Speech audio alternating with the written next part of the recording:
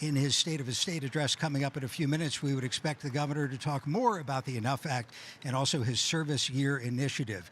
There is the Lieutenant Governor of Maryland, Aruna Miller, entering the House of Delegates, greeting some members of the legislature as she heads towards her seat. Should just be a couple of minutes away from the governor's entry. And Sue, in the 2 previous years that Westmore has delivered the State of the State, it has taken him quite a while to get from the door down that aisle in the middle of your screen.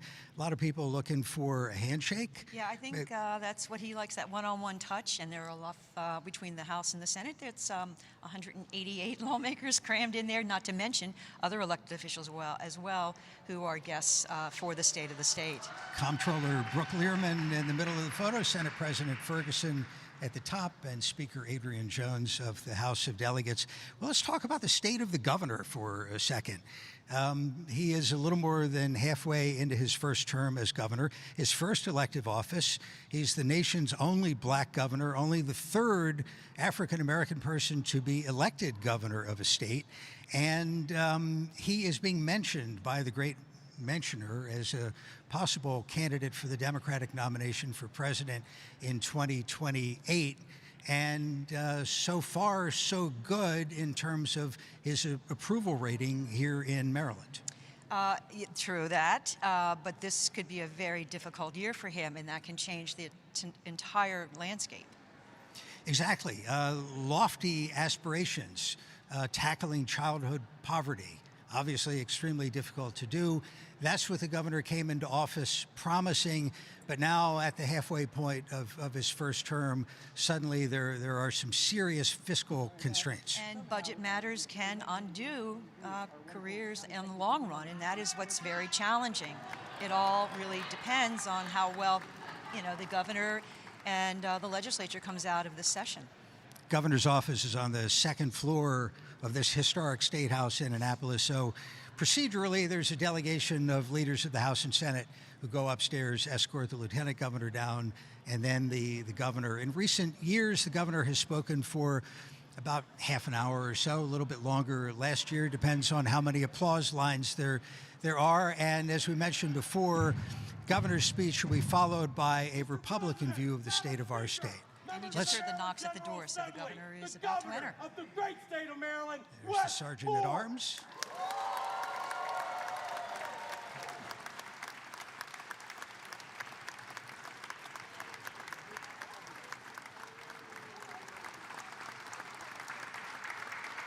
Legislative leaders helping to clear the path for the governor, perhaps?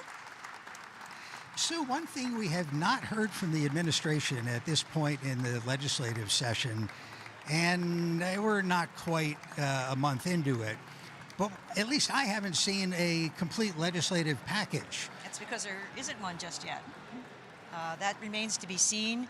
I suspect there are some lawmakers who might be a little concerned about it at this point. I mean, we're not deep into the session, but we are certainly at the point where the pace is going to pick up, which means more bills in committee and less time to really focus on a lot of attention. Governor, of course, has, there's our first selfie of the day. The governor, of course, has good relations with the legislature that is controlled by a supermajority margin of Democrats.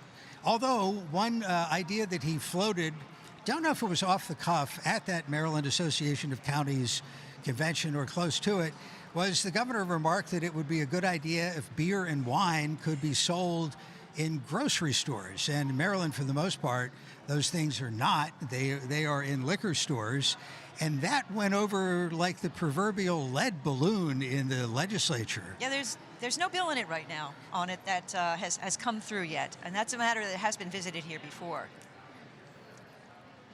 Members of the governor's cabinet on the top right side of the screen. There's the transportation secretary, the new commerce secretary, and governor will greet the presiding officers and begin what is his 3rd State of the State address. Governor Westmore.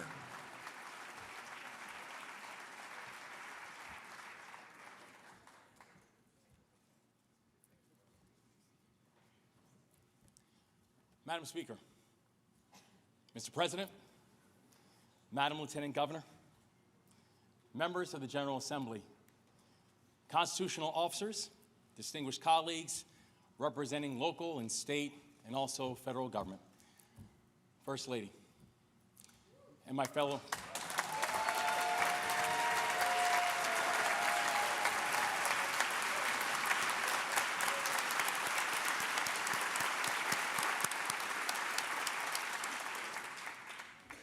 and all of my fellow Marylanders. I want to start by saying that we continue to pray for the families and also for the victims of the aerial collision that took place 1 week ago today over the Potomac. Our hearts are still with all of those who are hurting, and we pray for God's grace for all of those who we lost. What happened last Wednesday was one of the worst aviation disasters in American history. But I also do know this, is that when duty called, Maryland answered. Within minutes of the crash, Maryland first responders were dispatched to search for survivors.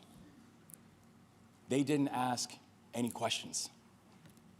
They just simply said, there are people in trouble and we need to help.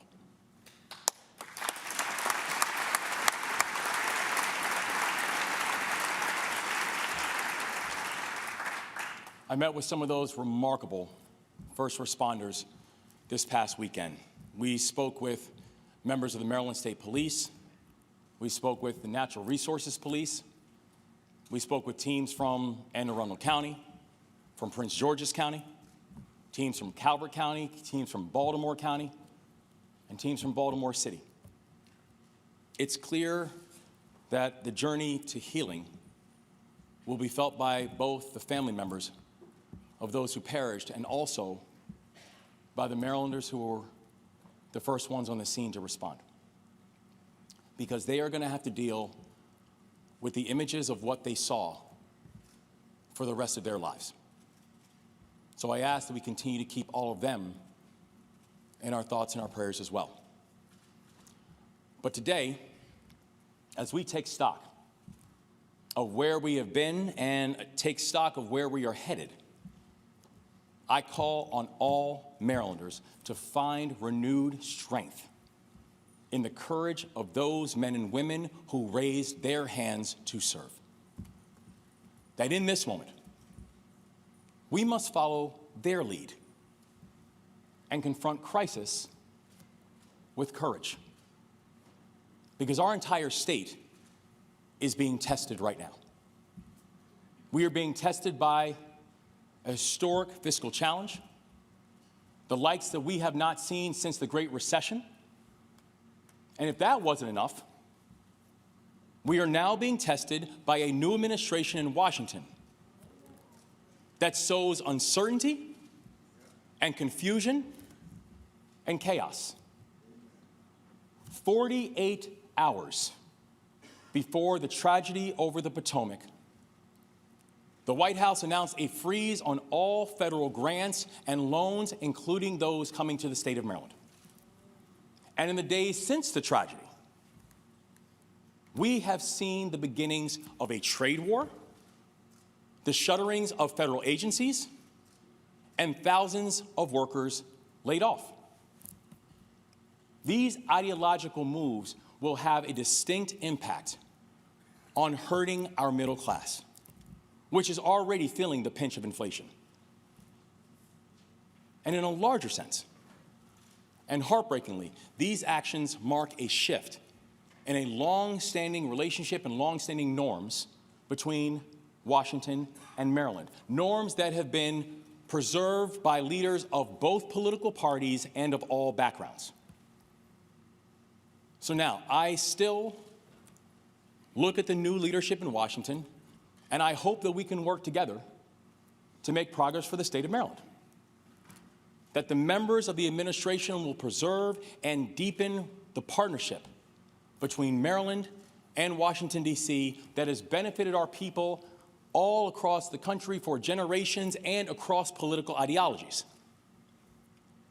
But if the policy decisions of these past few weeks are any preview, I fear that our most charitable expectations will be met with harsh realities. That at a time when our nation needs clarity, we confront chaos.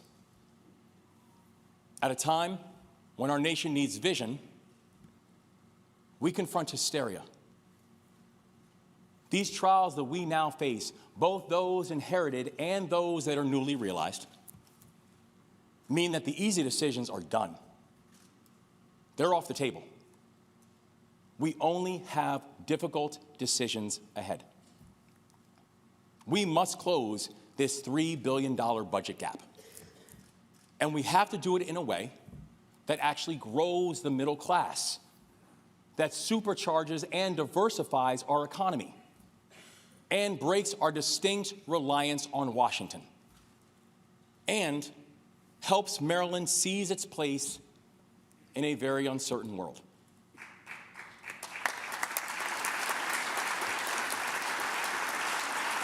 Now, I've warned about the storm and the dangers of the structural deficit even before I placed my hand on the Bible to become this state's governor. And I've warned about the storm and the danger that this new leadership in Washington might pose to our economy. But now, these two storms have made landfall. And our job is not simply just to batten down the hatches. We must prove that when Maryland was tested, that we collectively met this moment. And while there are many opinions about how we ended up in this crisis, let's work together to make sure there is never a question about who solved it. That when crises come, we confront them. That we confront them with courage, together. And in this moment, we must marshal the courage to move in partnership to build a state where our economy is growing, to build a state where our people are protected, to build a state where our children are no longer being born into poverty, and build a state where Maryland becomes the standard of what abundant opportunity actually looks like.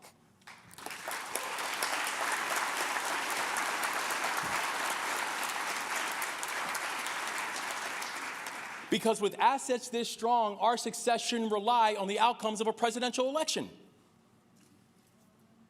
And it should not rely on who holds the majority in Congress. With values this principled, we should not be complacent when the rights and the humanity of Marylanders are at risk.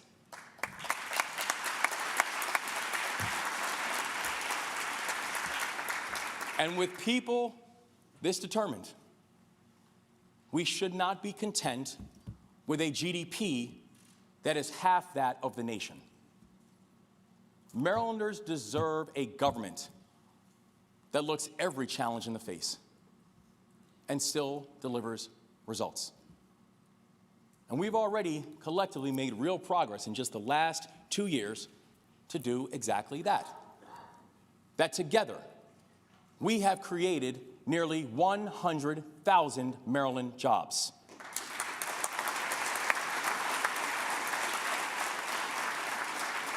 That together, we have connected over 100,000 Marylanders to broadband for the first time.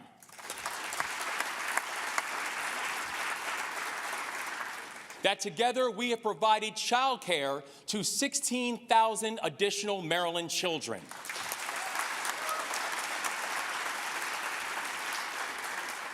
That together we raised the minimum wage and made sure our people can be paid fairly for their work and for their labor.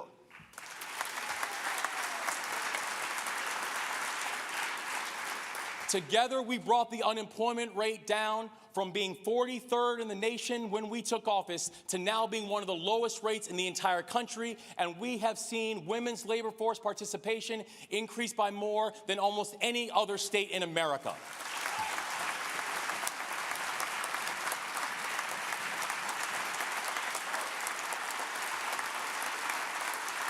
Together, We are breaking the back of violent crime, and according to preliminary data, homicides and non-fatal shootings are the lowest they have been statewide in a decade.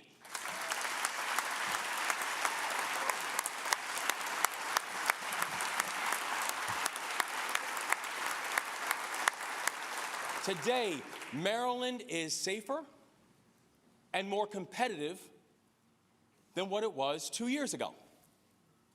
But there is still a lot of work to do. The journey forward starts by modernizing government. It starts by reining in spending and being more responsible in how we invest taxpayer dollars. We are looking closely at every single state initiative so we can invest in programs that work and stop investing in the programs that don't. Marylanders expect their elected officials to invest their tax dollars wisely.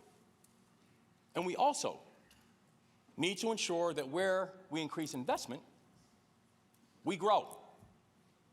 Growth will continue to be our North Star, because a growing Maryland leads the rest of the nation and has the resources and the willpower to deliver the results for the people that we serve, no matter the obstacles that are thrown in our way. Our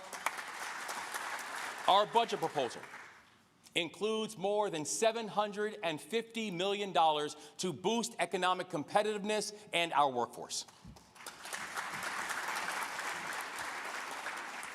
We've studied the data, and we've identified 3 lighthouse industries that we have got to build out: IT, aerospace and defense, and life sciences.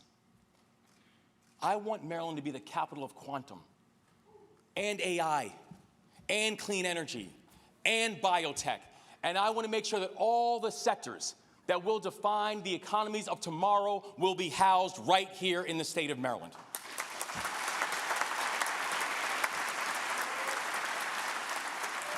And we also must protect the incumbent industries and the sectors at the heart of our economic strength.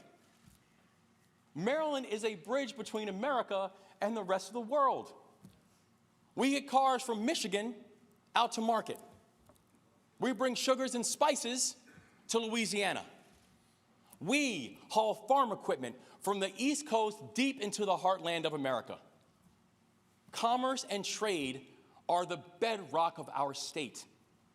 And that is why this year, we have proposed new funding for a transformative project at Trade Point Atlantic.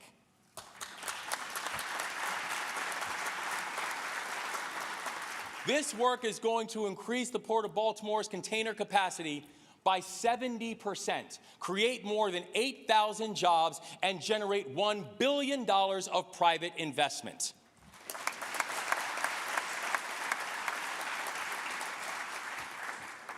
In partnership, we will cement Baltimore as the premier maritime hub for the East Coast and the premier maritime hub of this country. And that work goes hand in hand with strengthening the foundation of our commercial strength and economic growth. Maryland's roads, Maryland's bridges, Maryland's tunnels, and yes, mass transit.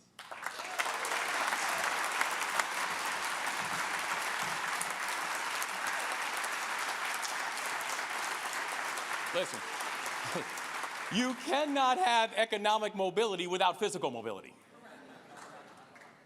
It's not complicated. Our transportation budget includes more than $21 billion to make Maryland transportation safer and more reliable through common sense investments. We're replacing aging light rail cars.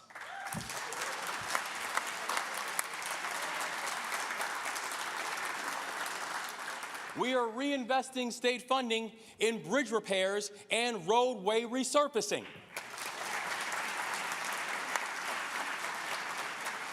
And we are advancing critical highway projects all around the state of Maryland, from 81 and 15 in Western Maryland,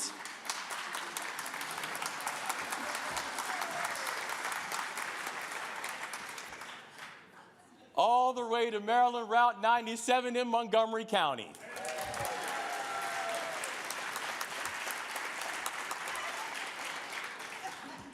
I'm loving the Montgomery County, Western Maryland battles going on right now. And at the same time, we are going to lean in and lean into our cherished heirlooms that have sustained our economy for decades. From the bay, to the mountains, to the shore. Because investing in conservation, environmental protection, and Maryland's great outdoors is not just the responsible thing to do, it will help to grow our economy.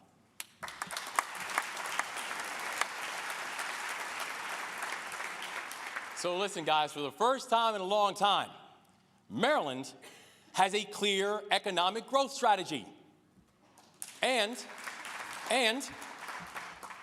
we're excited that we have the right person to help lead this new economic focus. Because a few weeks ago, I was honored to announce my nomination of Harry Coker to lead the Maryland Department of Commerce. Most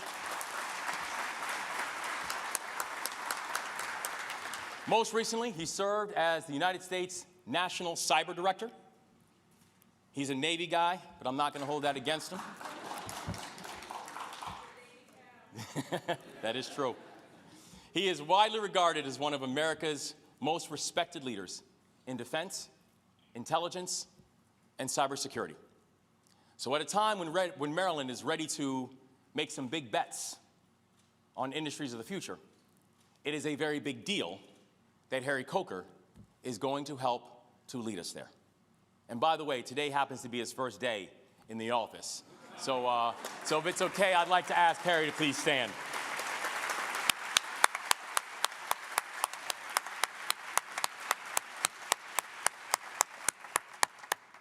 He's sitting with his remarkable colleagues and our members of the cabinet. This is quite the first day, Harry. But thank you, and we're excited to have you on board. And also, as we grow our economy, we must also reform this tax code, because the two are going to have to go hand in hand. It doesn't matter if I'm in St. Mary's County or if I'm in Ocean City. It doesn't matter if I'm in Frederick or Upper Marlboro.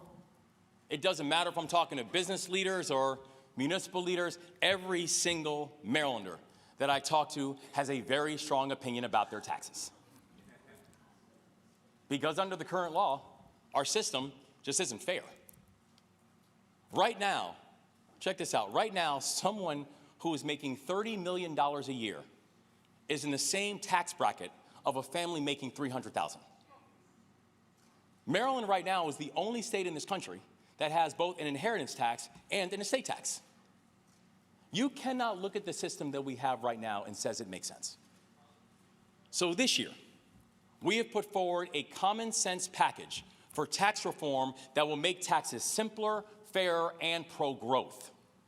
That for the third year in a row, our proposed budget does not raise sales taxes. For the third year in a row, our proposed budget does not raise property taxes. That we're going to close corporate loopholes and lower the corporate tax rate to make Maryland more business friendly. That we are doubling the standard deduction and expanding access to the child tax credit to support middle-class families and children growing up in poverty. And that under our plan, 2/3 of Marylanders will get a tax cut, and in fact, 82% of Marylanders will either see a tax cut or no changes in their taxes at all.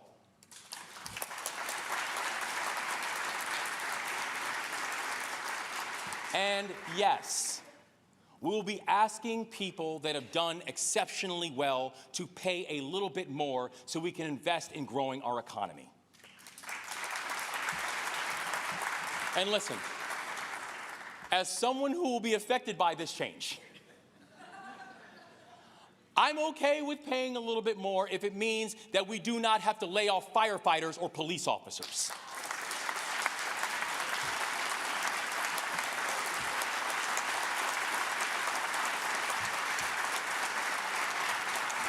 I'm okay with it if it means that we can have the best public schools in America.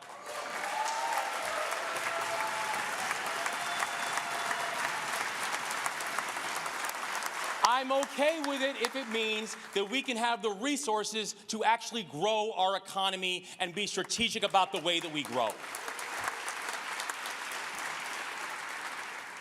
Under our new plan, those who have done exceptionally well financially will simply pay a quarter point more than others. And the reason that we are so passionate about this reform plan is because we know who it will benefit most. It's going to benefit people like Liliana Mejia, who's the founder of Lily's Printing.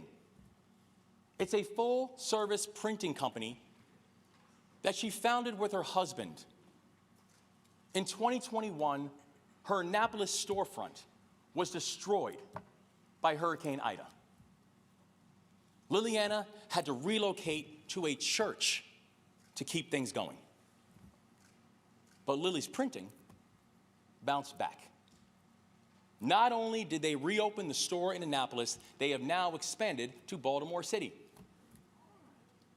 And as the founder of the Salvadorian Committee of Anne Arundel County and as a member of the Salvadorian Chamber of Commerce, Liliana isn't just a successful entrepreneur, she is a community anchor for immigrant communities all across our state. And under the tax reform plan that I have presented to both the House and the Senate, small business owners like Liliana will be eligible for both a corporate tax cut and an income tax cut. And Liliana is just one of the countless middle-class Marylanders who will benefit from our plan. And I'm thankful that she's here today. And I'd like her to please stand so she can be recognized. Thank you so much, Liliana, for all you continue to do.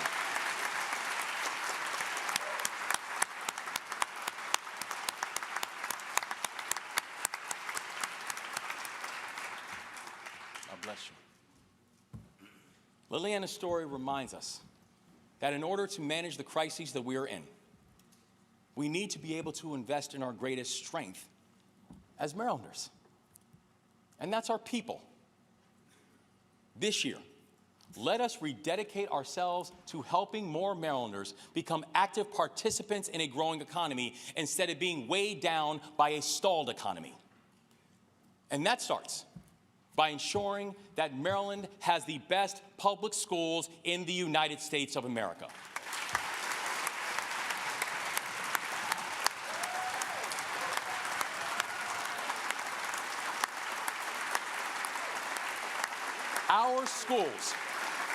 Our schools are the foundation on which we build everything else. I want our children learning by 4, I want them reading by 8, and I want them college and career ready by 16.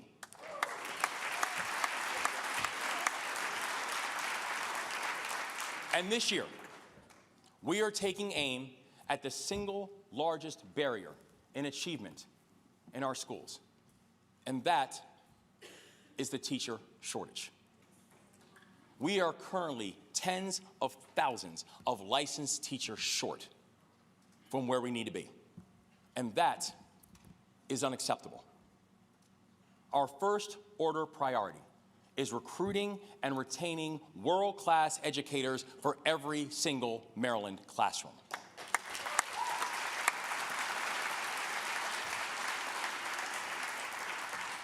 And this year, our administration is seeking legislative authority to launch a national campaign to recruit top educators to come work in the best state in this country, and that is the state of Maryland. We want to build out an educator workforce that brings excellence to our classrooms and that looks like our student body.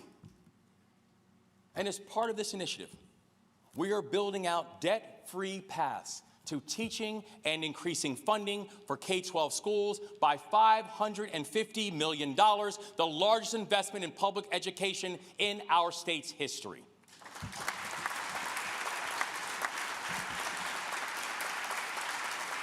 These steps will ensure that our students get the supports that they need and that our schools get the resources that they require. And we have someone with us today who reminds us of exactly what we're fighting for. Christy Tyson is originally from Mississippi, and I had a chance to visit her school, and as soon as she introduced herself and I heard that accent, I was like, oh, you're not from here. But she moved to Maryland in 2014. She got a job at Reisterstown Elementary, and she's now a first-grade teacher, inspiring young Marylanders and building young minds and making sure that our kids are learning the fundamentals of reading and writing. She knows that Maryland is the best state in the country to teach. And we are proud that even though Mississippi will always be home for her, Christy chose Maryland. Christy is here with her husband, who just re-enlisted in the Navy 2 weeks ago. And I'd ask for both Christy and her husband, would you both please stand so we can recognize you and thank you for your continued service.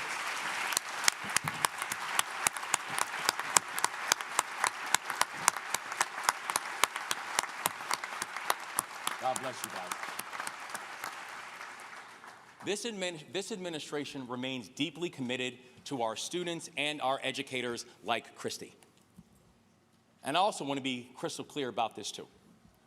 This administration remains committed to delivering on the promise of the blueprint for Maryland's future.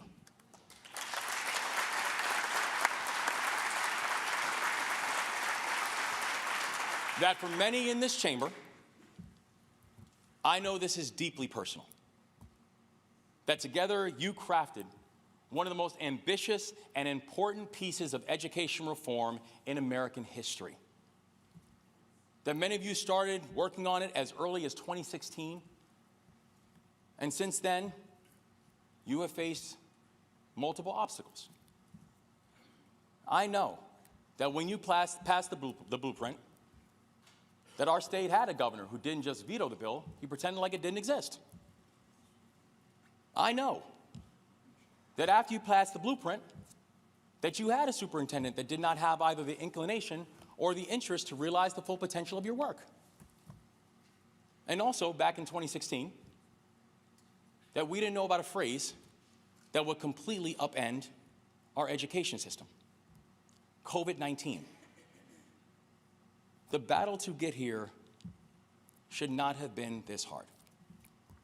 But now, we are in a new moment, with a school superintendent with a proven track record of getting big things done and delivering results, and also an administration that believes in the blueprint and wants to see the full force of this legislation realized. But if history teaches us anything, it's that laws of enormous consequence must be adjusted in order to endure changing times. But working together to make the blueprint more successful and sustainable does not mean we are backing down. It means we are stepping up. All of you did the hard work to create it. But together, we are going to do the hard work to make sure it is implemented effectively, and you have my word on that.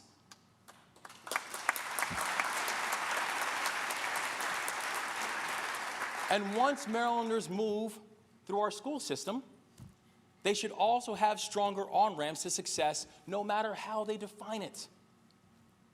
Everybody's going to have a different journey. I joined the Army when I was 17 years old. I went to a 2-year college. Things worked out pretty well. Let's continue to address our workforce shortages from every single possible way and uplift the journeys of every single Marylander, no matter where they started or no matter where they hope their completion ends. We have preserved record investments in childcare because parents should not have to choose between a good-paying job and knowing that their child is going to be safe. We are continuing our support of community colleges and higher education and laboratories and our research institutions. This year, we are helping to make Maryland a model employer by ensuring that Marylanders with disabilities can get hired and also build fulfilling careers. We are moving in partnership with the General Assembly to honor our pledge of recruiting 500 new employers, 5,000 new apprentices, and at least 5 additional public apprentice agencies that are registered to do apprenticeships in the state of Maryland.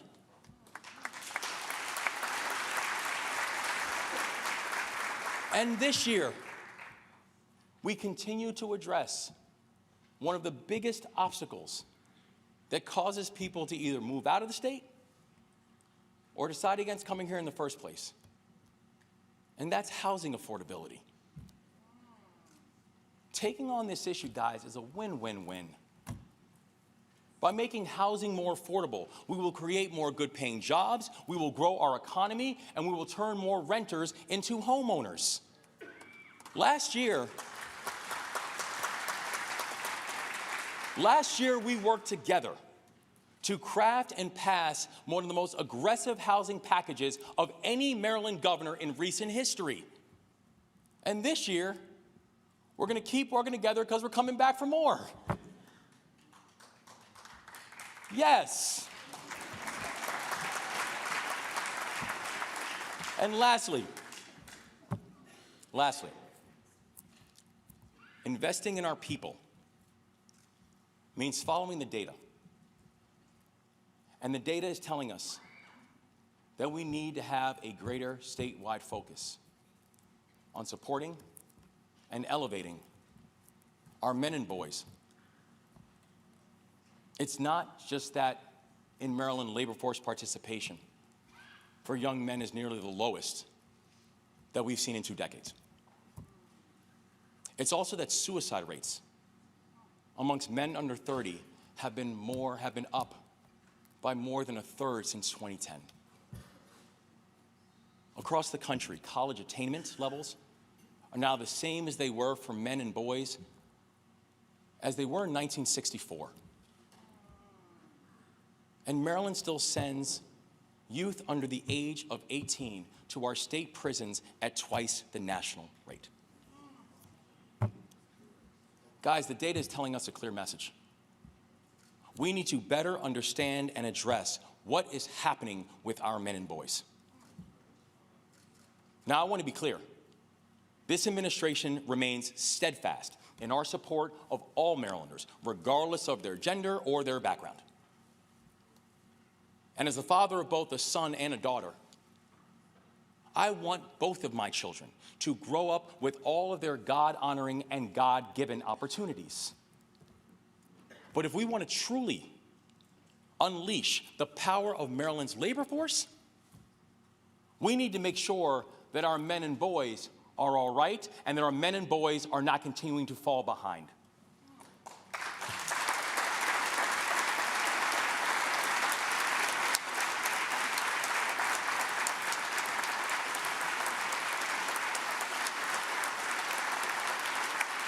Now, I strongly believe that our mission to uplift men and boys isn't in conflict with our values to leave no one behind. It's actually in concert with it. In the words of a great Marylander, Frederick Douglass, it's easier to build strong children than it is to repair broken men. Now, we've already started working on this and finding ways to uplift our men and boys and help support the aspirations of all Marylanders. That together in 2023, we launched a first-in-the-nation service year option to help high school graduates find their path and find their purpose.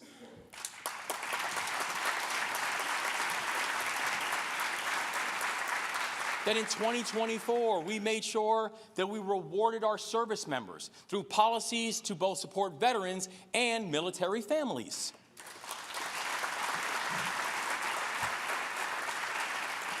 And in 2025, I will be directing my entire administration to begin implementing targeted solutions to uplift our men and boys.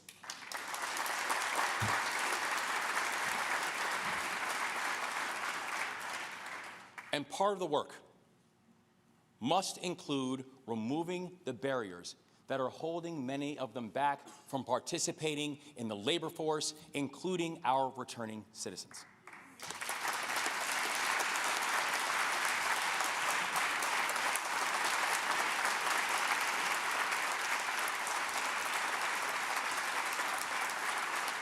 A cornerstone of our effort this year will be helping to ensure that we confront this myth that every single sentence needs to be treated like a life sentence. And that is why this session I have introduced legislation to build on the historic cannabis pardons that I signed into law last year, the largest state pardon in our nation's history.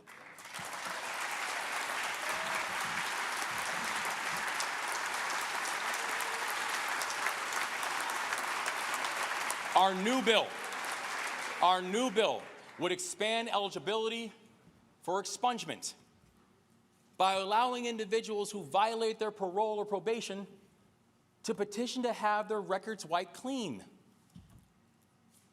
This legislation will help us to build stronger pipelines to fulfilling careers and have a real and a tangible impact on Marylanders of all backgrounds, including our men and boys.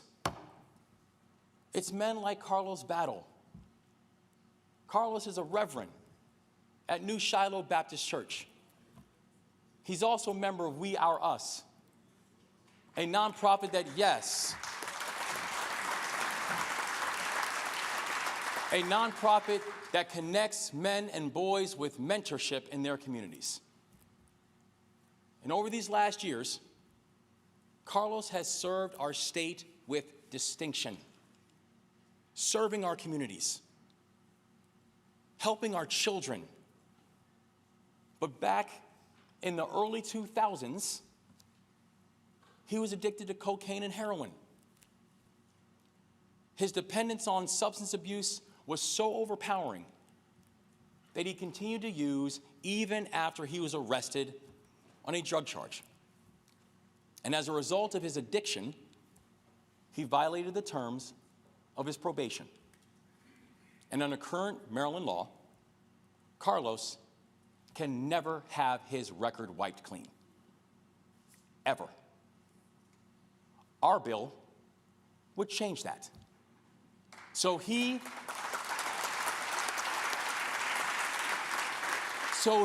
can petition for expungement. So every time Carlos applies for a job or a home loan, he doesn't constantly have to be shadowed by a decision that he made decades ago.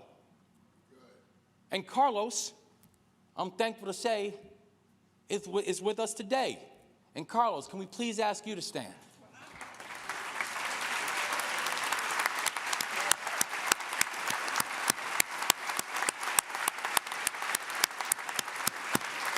Carlos, this body, we are going to get this done. And thank you so much for being here today.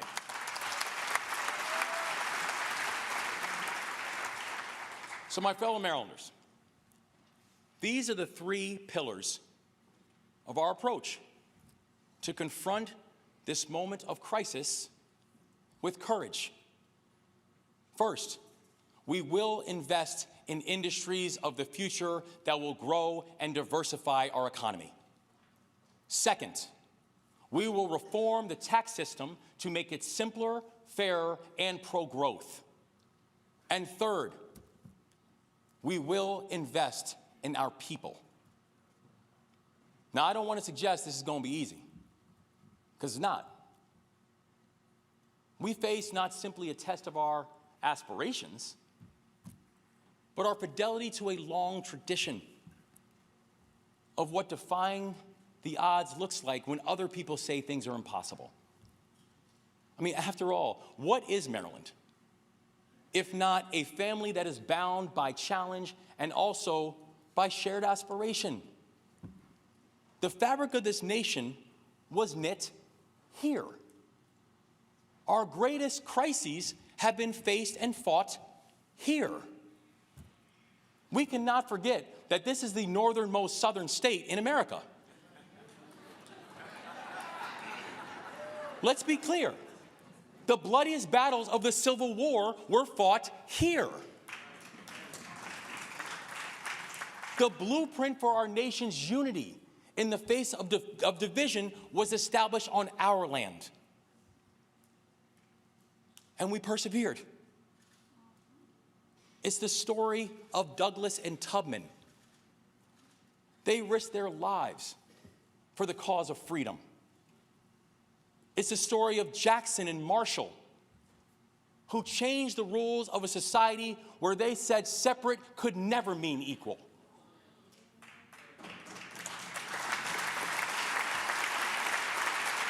And it's their courage in the face of crisis that lives within us. We are the watermen who are rising before the sun. We are the farmer who is tilling the land. We are the teacher who's inspiring their classroom. We are the craftsman who is leading their union hall. We are the researcher who is curing diseases. We're the minister who's uplifting their congregation, even when the congregation is still searching for something to believe in. They set the standard for what our work must look like. And we are going to need their help and the help of each and every Marylander to ensure that we seize the opportunities and that we answer this crisis with calm and clarity. But here's the thing. I don't need to tell anybody in this chamber about what I'm talking about, because you all have been doing it long before I was ever elected. You're the ones who held firm during the Great Recession when this state needed your leadership. You are the ones who kept the state moving even when we were forced to leave Annapolis in the middle of a session during the onset of COVID-19. And when the Francis Scott Key Bridge collapsed, and our people were calling for swift action in the face of that crisis, you were the ones who came together within days to craft and pass the Port Act to make sure that our dock workers were not left behind.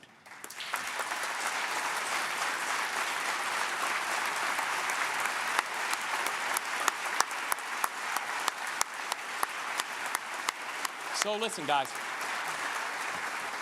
we are Maryland. We step up. We stand tall. That is always what we have done. That we answer the call when crisis comes. And not with fear, but with determination. It's the example that those divers showed last week when they worked through the night. It's the example of the people in this room who have helped to steer our state through troubled waters before. And it's the example of 4 very special guests who I would like to honor as I close today's remarks. We all remember where we were on March 26th and how we heard that the Key Bridge had just collapsed. A ship the size of 3 football fields slamming into our iconic Key Bridge, which then collapsed and fell into the Patapsco River instantaneously. But just moments before that fatal tragedy, there were MDTA police officers who helped to rescue those in trouble and who cleared the bridge to keep drivers from meeting a fatal journey in the pitch of the dark. While we slept, they met the moment, along with our dispatchers and other first responders from all across the state, and in the process, they literally saved countless lives. And they are here with us today. And I'd like to ask each and every one of them to please stand as I recognize them by name. Corporal Jeremy Herbert.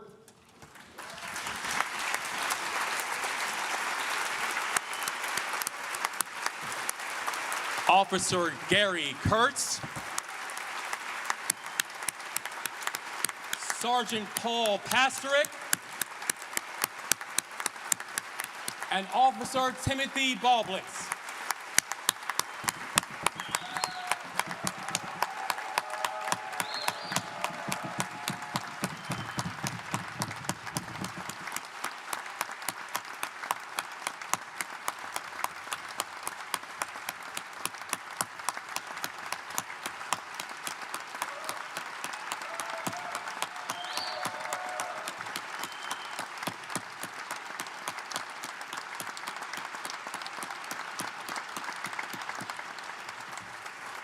These are four of the most extraordinary Marylanders that I have ever met.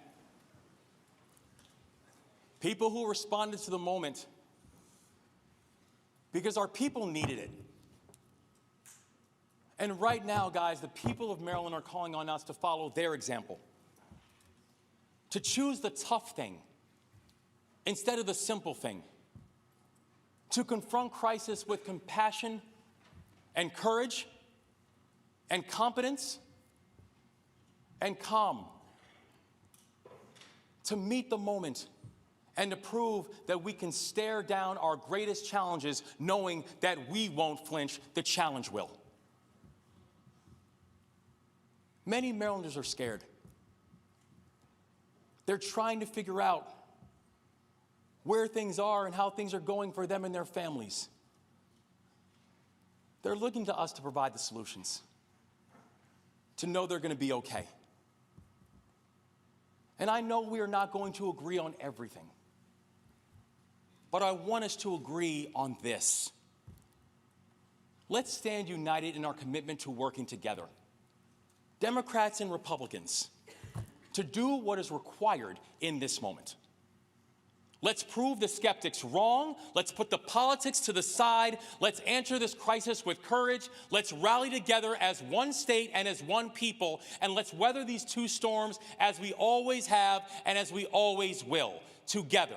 Because in this moment, we will show those who came before us and those who will come after us that this chamber, this body, and this state, that we understood the assignment.